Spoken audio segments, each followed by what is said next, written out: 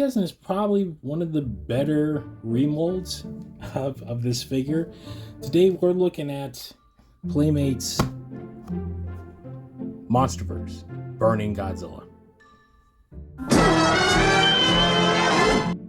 Now, I make no bones about it. I love Godzilla King of the Monsters.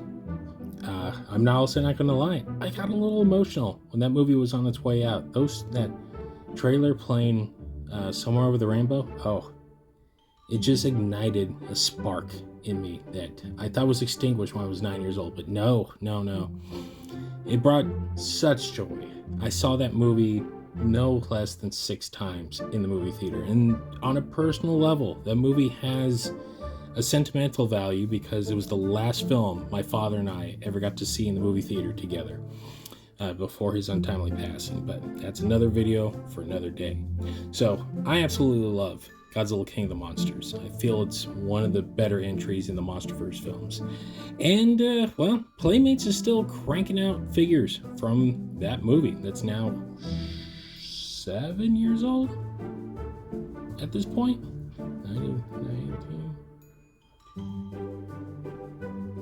6 years old.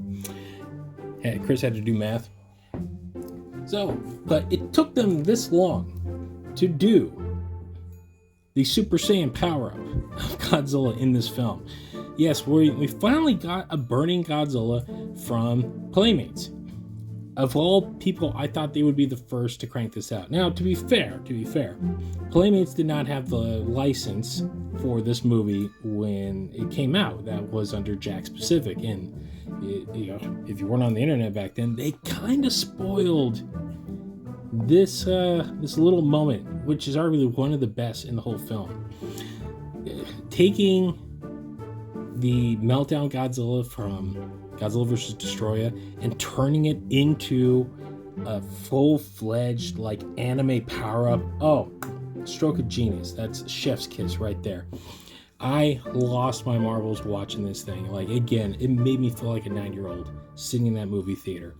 So we have gotten many iterations of this guy so far. Nika's done one, Bandai's done one, Jakks Pacific got one. There's been versions of X Plus, all kinds of stuff. But it took, Playmates, who's had the license now since Godzilla and Kong, so we're at about 4.5 years, to finally get around to this guy. And you know what? I almost didn't pick him up, but as I was in Target and I had the Frostmark in my hand, I found this guy sitting behind a one eye, and I took a look at him like, no, you know what? There's something more to this figure. This garners a actual detailed look at. So, as you can see, Monsterverse box. This is the way that Playmates is going with this license now. It does have the movie that is from Godzilla King of the Monsters. This is Burning Godzilla. The fully posable articulate. Well, we'll see about that. So there you go on the back. As I showed you in the last video, here are the other figures in the line. So I pretty much reviewed these 3 thus far. I did not pick up Mothra because it is the exact same thing as the previous Mothra I reviewed. It's just a different color. So didn't touch that. Kong, Kong didn't do anything for me. So, but this guy though, I don't know if you can tell, but he's kind of a little illuminating. So we're going to open him up and we're going to check out, because again, this is a remold or a reuse. I can't even say remold. It's the same mold from Godzilla vs. Kong that has been used about 4 or 5 times over, and at decreasing value every single time.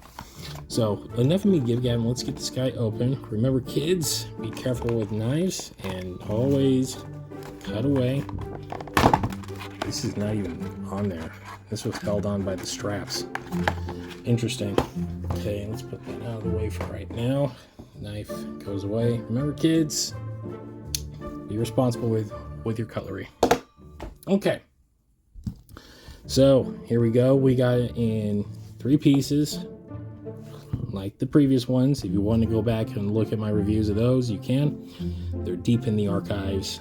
Let me see if I need the trusty No, wow, right in there. Right in there. All right, and okay, cool. So let's get him set up and let's... All right, so right off the bat, there's more than meets the eye with this figure other than just a simple recoloring. They took the prime mold of the 2019 Godzilla that they used for Godzilla vs. Kong and have repainted several times now to varying degrees. That energized Godzilla that came out with the Godzilla X Kong line, that was probably one of the sloppiest repaints of any figure I've ever seen in my life. It harkened back to when Playmates first got this line and were just using remolds of the Bandai figures, but made them so much worse. So this, though, this is semi-translucent. As you can see, the spines are completely translucent. So we'll zoom in here and look. You can look at that. The body is also partially translucent as well. So you can see inside. I know the lighting's not exactly hitting this up, but this is a very, okay, the feet will really give you the look. As you can see my finger right through there. So this is a unique take, which I'm kind of glad they went with. The translucent body and then the paint job on top really make this figure pop. I'm not gonna lie, I dig the crap out of this particular version of this very mediocre Godzilla. And that sounds like an oxymoron, but get my wording clear here. This is arguably the best version of this figure that they have done. The fact that it's not a solid colored body, they went with a translucent mold and then they added the paint job over that, really makes this thing pop. I'm looking at it in the light right now, and this thing is exceptionally well done. Let's look at the tail here. So it still has some of the issues that I have with Playmates of where the tail and the back don't match, but you know what? Bandai is very much guilty of that as well. But this is to give you, if you put a light behind here, I don't have a light on me, unfortunately, my flashlight's gone. But you could prop a nice kind of like pod light behind it and really make this thing glow. I believe X Plus has done a similar gimmick with their Burning Godzilla, that it is semi-translucent, so when you put a light under it, it glows. The tail, though, is far more rubberized than the previous version that I remember.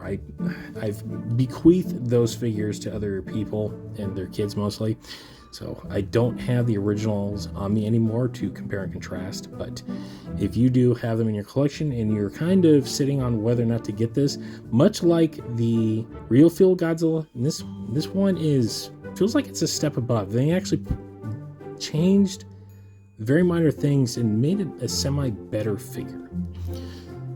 Again, just the clear molding with the paint job. The paint job is damn good on this. It's damn good. I dig this thing quite a bit. Now let's get a look at the head. I mean, it's probably the angriest this figure's actually looked. And again, you can kind of see my shadow behind here. So it does still have a lot of the issues that the other versions of this figure has. It's very limited in its mobility. They didn't bother to remold anything, so he's got an awkward stance. The hands are rubbery now. I believe the other ones were not. I think they were harder plastic, kind of like the thighs.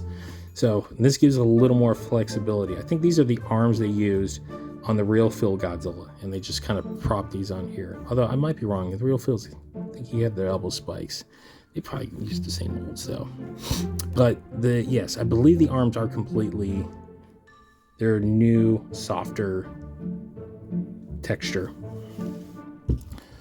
So you can see the way I got the lighting on it, that's not the color, that's the light shining through on this thing. It really gives a brilliant kind of a luminescence from it. It makes this figure pop.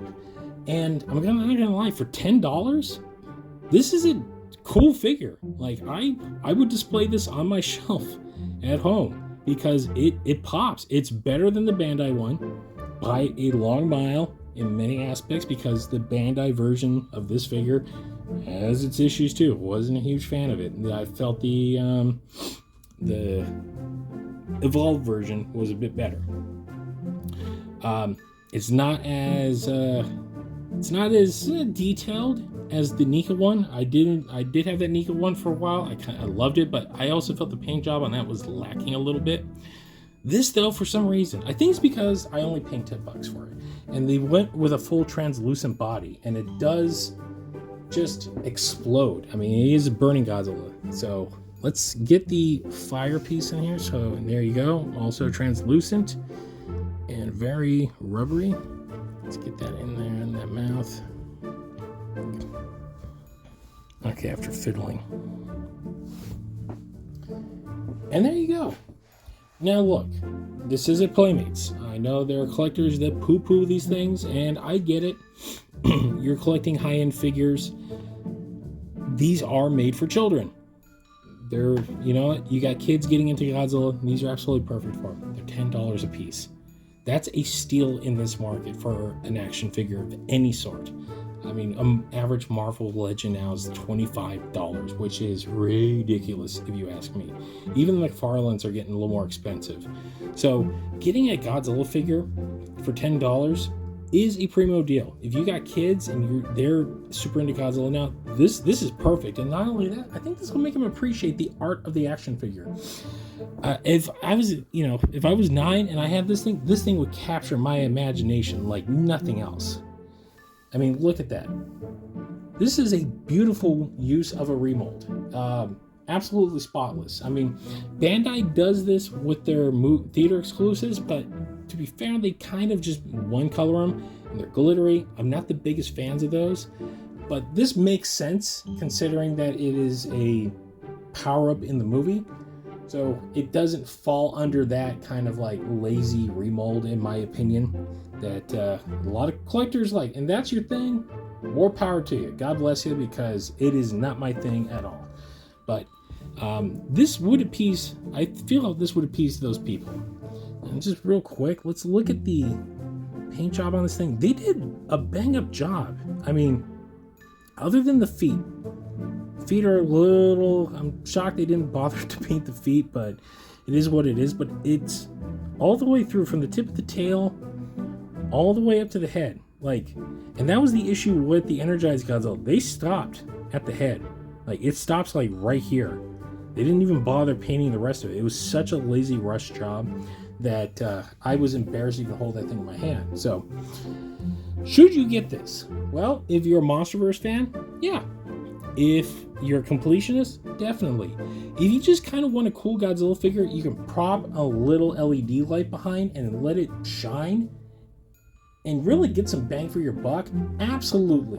$10. If you see it on the Target shelf, I guarantee once you have it in your hand, you'll be like, this is a lot better than it has any right to be.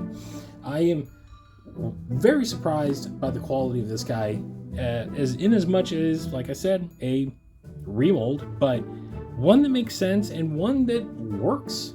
I gotta give Playmates credit. Like I said in the Frostmark video, they do seem to be upping their game a little bit.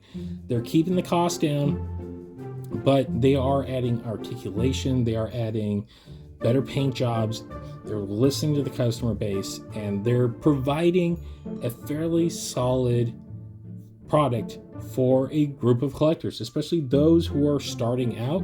Yes, this is great for, those who can't afford an X Plus, or those, who might be, if you're a parent watching this and you want to get your kid into Godzilla, this is exactly what you should be aiming for. These are meant to be played with.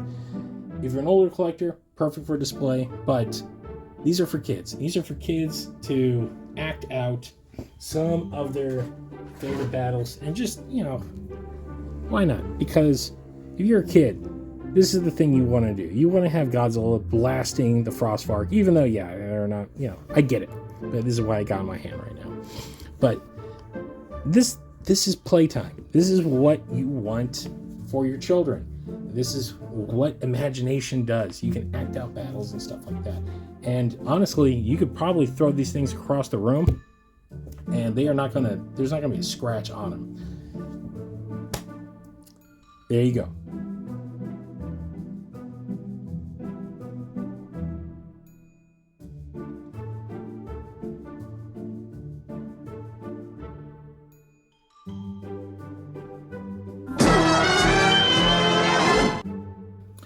Well, there you guys have it. This has been my review of the Playmates Burning Godzilla from their Monsterverse line. Remember, if you like what you see, we do have a show. It's called The Kaiju Kingdom Podcast. You can find us at thekaijukingdompodcast.com. And if you don't like to download, well, you can always stream our shows on your favorite podcast streamer, including Apple, Spotify, or wherever else you might find better podcasts. We're also on social media. We're on X, we're on Instagram, and we're on Facebook.com. If you want to say hi or keep up to date in the world of giant monsters and all the late breaking news, that is the place to go. As you're seeing this video, we should be at Comic-Con, San Diego Comic-Con. Hopefully you're seeing a lot of fun stuff. So keep an eye out on our social media, keep an eye out here, because there's definitely some great Godzilla things that have been announced. And if you want to keep up to date on that, check out the episode of the KOFFERS that will air should be airing before this video pops up. So go back and KOFFERS news. That's what I meant. A little Freudian flip there. So check that out. And on that note, that will do it for this edition of the KOFFERS. Thanks for watching, guys, and we'll see you next time.